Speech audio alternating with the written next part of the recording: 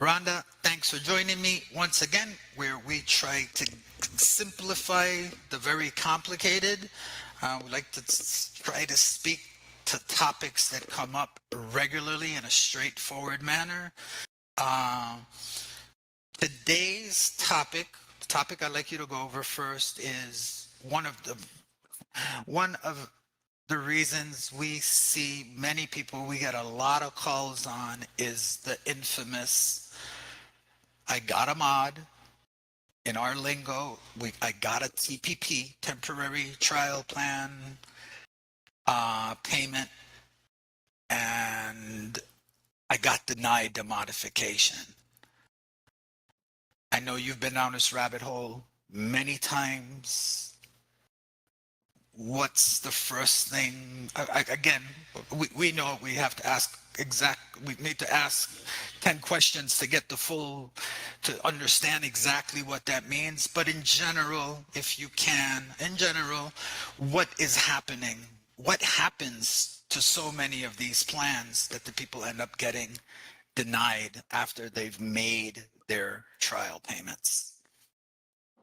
Well, usually we see what happens is the investor or the owner of the loan that's kind of controlling whether you're going to allow a permanent modification has told the servicer something, or the servicer has misread something. That's really kind of the short answer of it. Because once the trial plan is completed, there you should transfer on over into the modification. But there's a lot of reasons why they'll come back and tell you why they can't transfer you over, as you know. Of course. So, like, one of the ones that you had very recently is not only was the loan transferred, but it was in conjunction with an actual sale of the loan. And we could spend 2 hours on that. I think we did a nice video explaining the difference between the investors and the servicers, etc. But in this case, as simply as I can put it, is in the case that you had recently, it was sold. When it got sold, apparently the new servicer didn't recognize the old modification, and then not on top of that, they told you that this new investor doesn't do that type of modification, or I got that pretty right? You had a Yes, case like that recently.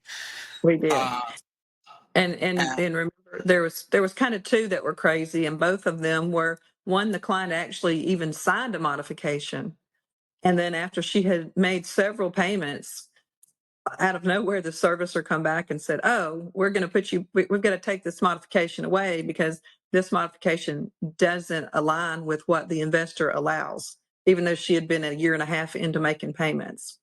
I think the other one you're talking about is one where the owner of the loan had been Freddie Mac. They were the investor or the owner of the loan. And then Freddie Mac had a sell off unknown to my client, and it was sold off. And then when the new owner looked at it, they said, "Oh, we can't honor that modification."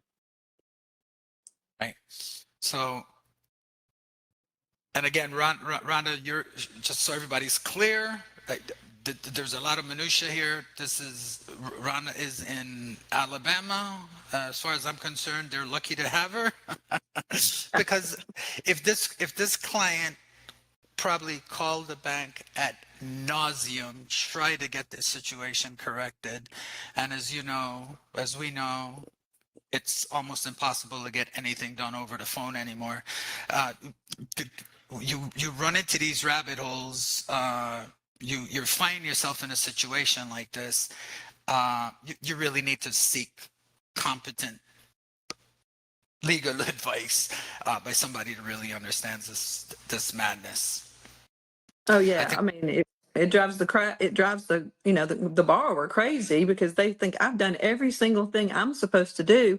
What else can I do?" They feel trapped, and they don't know exactly what the next step is. They're mad. They need somebody to help them. They need somebody to try to get them out of that situation and get to the bottom line and get that modification that they're entitled to. absolutely. Okay. Again, that's for people. Trial plan. didn't get the permanent modification, strongly suggest you reach out to find some help. Find some competent help, somebody that really understands this. I think we'll wrap this quick little session up. Thank you, Rhonda, again. All right. Thank you.